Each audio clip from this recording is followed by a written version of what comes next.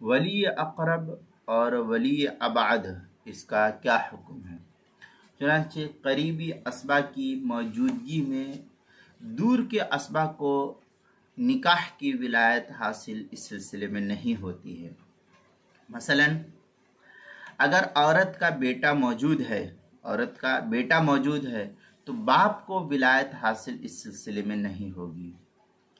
البتہ افضل یہی ہے کہ بیٹا باپ کو اپنا حق ولایت منتقل کر دے، کیونکہ بیٹا پہلے ہے اور باپ بعد میں ہے۔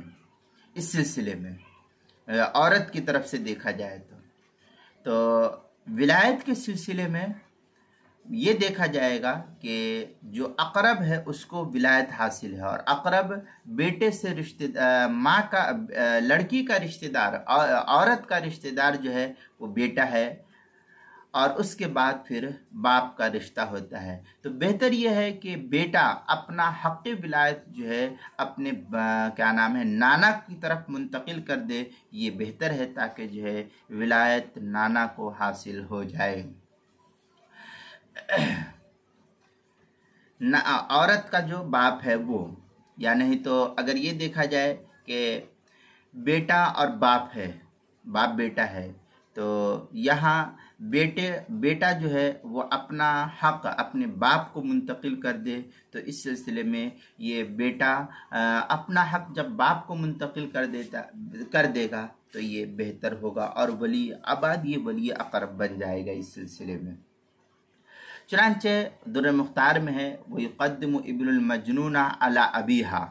در مختار چوتھی جلد صفحہ 191، جو زکریا بک ڈپو دیوبند کا ہندی نسخہ ہے، اس کے اندر فتاوی تاتار خانیہ اس کی چوتھی جلد صفحہ 89، مسئلہ نمبر 5612، جو زکریا بک ڈپو دیوبند کا ہندی نسخہ ہے، مجمع الانہر اس کی پہلی جلد صفحہ 496، فتاوی ہندیہ اس کی پہلی جلد صفحہ 283 پر اس کو نقل کیا گیا ہے۔ مجمع الانہر کے اندر مزید ہے والولی هو العصب نسبا او سببا علی ترتیب الارث، اس طریقے کی عبارت جو ہے مجمع الانہر باب الاولیاء والاکفاء جلد نمبر 1 صفحہ نمبر 496 اور 497، جو مکتبہ فقیہ الامت دیوبند سے چھپا ہوا نسخہ ہے، اس کے اندر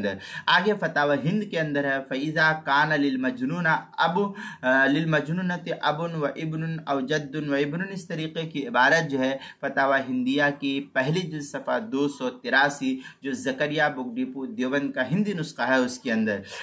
آگے الفقہ الاسلامی کے اندر ہے وَإِذَا اجْتَمَعَ فِي الْمَجْنُونَةِ أَبُوهَا وَابْنُهَا فَالْوَلِيُّ فِي نِكَاحِهَا ابْنُهَا فِي قَوْلِ أَبِي حنیفہ، اس طریقے کی عبارت جو ہے الفقہ الاسلامی وادلتہ کی 7ویں جلد صفحہ 202، کتاب المسائل اس کی چوتھی جلد صفحہ 127 پر اس کو نقل کیا گیا، وہاں دیکھ سکتے ہیں۔